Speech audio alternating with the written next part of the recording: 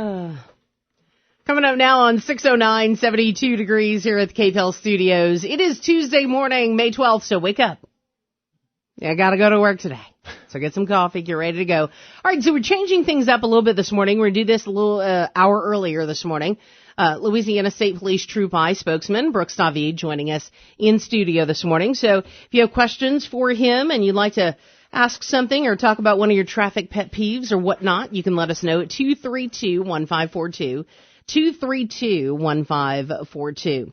All right, so this week is an extremely important week. It is National Police Week, first off. So, Brooks, thanks for joining us, as always. And so there are going to be a lot of different things, both nationally and on a local level this week, right? That's right. State Police, on our end, we having our memorial at our headquarters in Baton Rouge on Independence Boulevard Thursday at 6 o'clock p.m. at our memorial site, which is in front of headquarters, the headquarters building. We lost, since our inception, 27 troopers in the line of duty since then. So at 6 o'clock, we'll be honoring them. We also have troopers in Washington, D.C. at the National Memorial. Mm-hmm. Our motorcycle troopers are escorting families from Louisiana that are there who lost loved ones in the line of duty, and they will also be standing guard for Deputy Alan Barez's, where his name is at on the panel this year. Mm-hmm. They will be standing guard all week there. So, and then Lafayette PD, obviously Thursday at 5:30 p.m., the motorcade will leave the police department and go to St. Barnabas Church on Camellia. We attend that also. That is always a nice service there with different agencies involved. So there's a few things going on this week. It's a somber week for us, but it's also a week to celebrate their lives, of the people that that gave their lives. Mm-hmm. You know, because they really gave it. Yeah, they gave it for us. So we talk to their children, let them know what they meant to us, stories about their parents and, how they made us laugh and how brave they were and some things that they had done throughout their career, that their children never knew about, because some of them were very young when their fathers and mothers passed away. Mm-hmm. Also, at these events, it's about, I think, appreciation as well. In a time right now where we're seeing all the craziness that's going on, and we just, talked about a story with the app that's, with the videos of police and such. It feels like there's such disrespect being shown to law enforcement, and right now more than ever, respect needs to be shown and appreciation needs to be shown to law enforcement. Yeah, as a law enforcement officer, they can come up with as many apps as they want and video you as many times as they want. Send my video to Hollywood. Maybe I'll get noticed, and become a star. As long as you're doing what you're supposed to be doing, and as long as you're not interfering with an arrest that I'm making and putting my life or the person's life that I'm arresting or investigating in danger, do what you have to do. And as long as we're doing policy and procedure and following the law, I can care less what anybody else is doing or what they're saying. It is what it is. Mm-hmm. Yeah, because, you guys have to keep focused because you're there to protect other people and yourselves, obviously. And you have to keep focused on what you were paid to do. And that's correct. Mm-hmm. And the minute that somebody disturbs that focus and puts somebody else's life in danger, then they become a problem.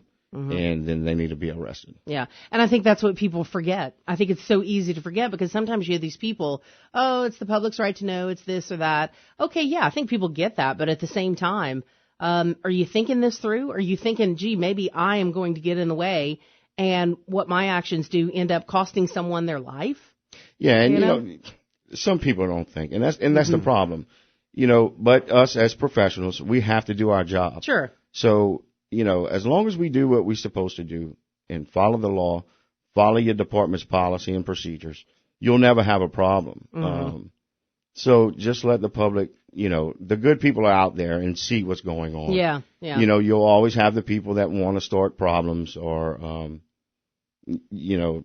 film or do whatever it is they want to do. And that's their right. They can do that. Sure, absolutely. As long as they don't interfere with the safety of you or the person that you're either arresting or I guess investigating. Maybe, maybe you're even just questioning. Yeah, them, I mean, that's fine. We have a safety issue if you get too close, and we have to protect that. We have to protect ourselves, and we have to protect that other person because, we have a duty to do that. So we won't let you get in that space, but you do have a right to video that. I mean, that's your right as a person. All right, coming up now on 6:15, we're going to take a break. We'll have Kim Commando. We'll have another segment with Brooks David on the way.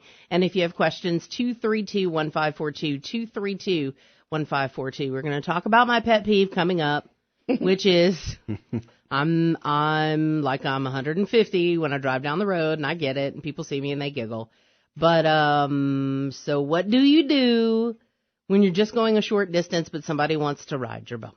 It's a little bit annoying. The temptation is to slam on your brakes, but that would be wrong. So we got Kim Commando on the way, and then we'll be back with that. It is 6:20, and we've moved him up today only.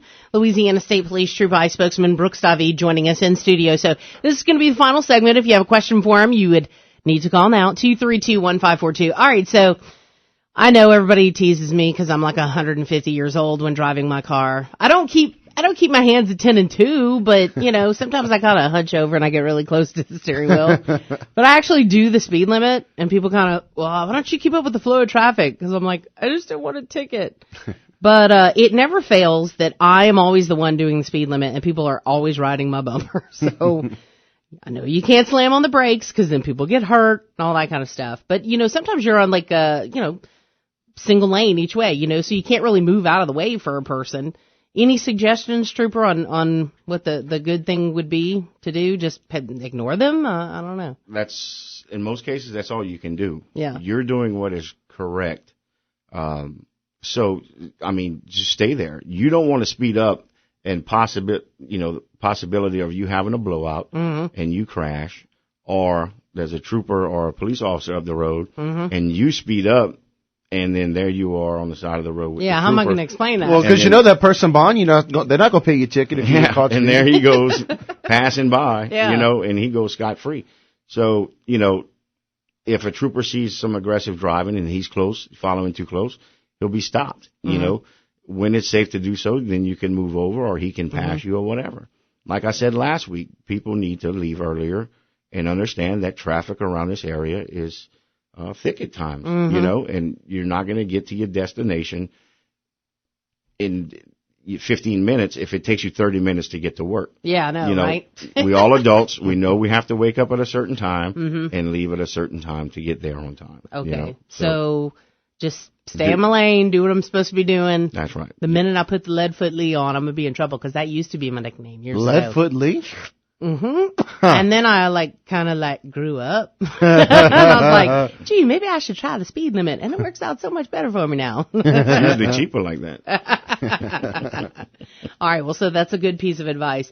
As we're kind of wrapping up here today, anything else you want to tell us though? Yesterday I was driving around in that weather and it could potentially be like that a little bit today. Just these continuous, showers and thunderstorms. I swear to God.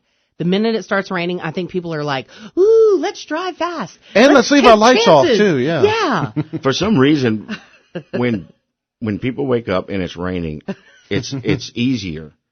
People know, look, I need to be careful. But when it starts raining, when people are on the road, it goes crazy. I mean, it sounds like it does. So my only thing is we've worked 31 fatal crashes so far. This year alone? Yes. Wow. Golly. It's getting to the point where it's unbelievable. And we're asking people, I don't know how many more times we have to say it. Slow down, put your seatbelt on, and leave the distractions alone. Yeah. Too many people are dying for reasons that shouldn't even exist. We don't know what else to say. We're out there, we're enforcing what we can. We're writing seatbelt tickets. We're writing hazardous moving violations. We're on TV. We're on the radio. we don't know what else to tell people. And these are grown adults. Mm-hmm. It's not like we're telling 15-year-olds this. These are adults that we tell and that have been driving for a long period of time. Yeah, because we read research a couple of weeks ago with you that we were talking about that it's more adult people who are texting and driving than the younger kids. That is correct. It's crazy. And these are the ones that are dying without their seatbelts and being distracted and running off the road and getting ejected out of vehicles. So we don't know what else to say or do, except all we can do is enforce more. Yeah. And you know, people don't like that, but if that's the way that we're going to have to save lives, then we'll have to do what we have to do. Mm-hmm. But for some reason, 31 fatalities so far this year, just Troop I, is unacceptable. Mm-hmm. You know, so come on, guys. I mean, we're not doing it for us. Mm-hmm. You know, we're doing it for your families. I mean, you need to stick around and be here to raise your children, or if you're young enough, go to college, get married, and have children. Mm-hmm. Stick around for that. I mean, it's senseless that people are dying for preventable crashes. You know, I mean, we don't know what else to do, but just, I guess, keep on doing what we're doing and try just a little bit harder in enforcing seatbelts. You know? Yeah, and make sure, you know, you've done what you can do, and hopefully people will start getting the message. Yeah, that's it. Trooper Brooks David has been our guest. Sir, thank you very much. Appreciate it. And we'll visit with you next week, same day, but usual time next I'm going to week. go home and get out my pajamas and okay. put on my uniform and go to work now. Oh, okay. So early. It's coming up now on 6:25. I didn't know you couldn't wear Scooby-Doo pajamas. Some Scooby-Doo underoos. There you go. 72 degrees at Cape Bell.